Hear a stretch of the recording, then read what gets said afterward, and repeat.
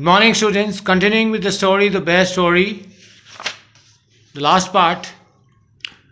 So we know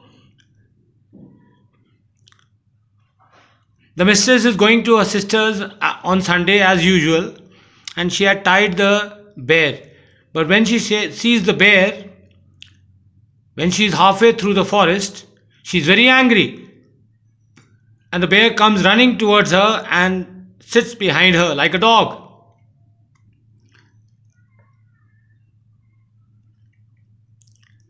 Because the bear had disobeyed her.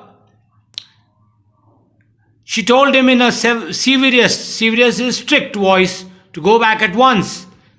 Menacing is threatening him with her parasol. Parasol is a small umbrella. He stopped a moment and looked at her with his cunning eyes, but did not want to go back and kept on sniffing at her. Sniffing is smelling at her.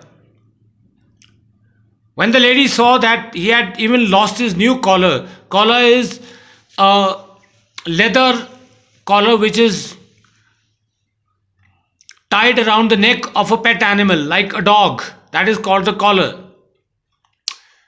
So she got still more angry and hit him on the nose with a parasol so hard that it broke into two. So first she was angry that the bear is following her.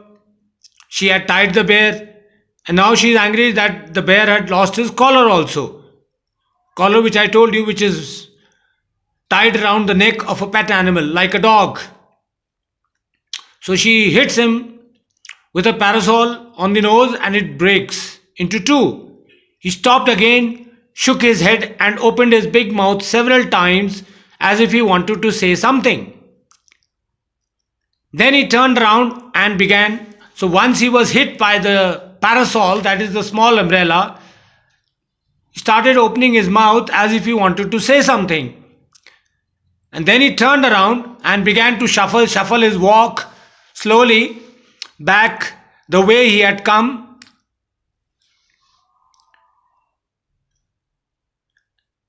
And then to look at the lady till at last she lost sight of him.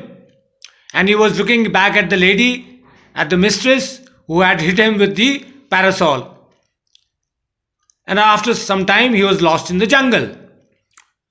So after visiting a sister, when the lady came home in the evening, after visiting her sister having lunch there, she comes back home in the evening. The bear was sitting in his usual place outside his kennel. But she saw that the bear was sitting where she had tied him, looking very sorry for himself. The lady was still very angry. She went up to him and began to scold him most severely, strictly, and said he would have to be chained for 2 more days. So she was very angry.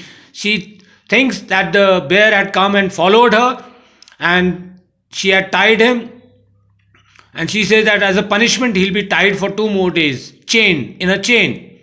The old cook, so I told you in the beginning there's an old cook also who loved the bear as if he had been her son. So she's a lady cook and she treats the bear as a son. Rushed out from the kitchen very angry. So the cook also got very angry. The lady cook also got very angry. As you can see in the picture, this is the lady cook.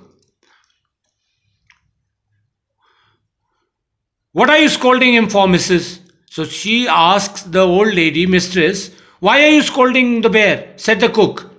He has been as good as gold the whole day. He has behaved very properly the whole day. He has been sitting here tied to his chain. As you can see there, the bear is sitting there tied to a chain around his neck. Bless him, you should thank him, bless him. He has been sitting here quite still on his haunches. Haunches is when you sit on your back legs. The way the bear is sitting, that is called haunches. When you sit on your hind legs. As meek as an angel. As innocent as an angel. Meek is innocent. Looking the whole time towards the gate for you to come back. And the lady cook, the old cook, says that he's been sitting here and he's been waiting for you the whole day. So why are you scolding him? So all of you must be wondering what is happening.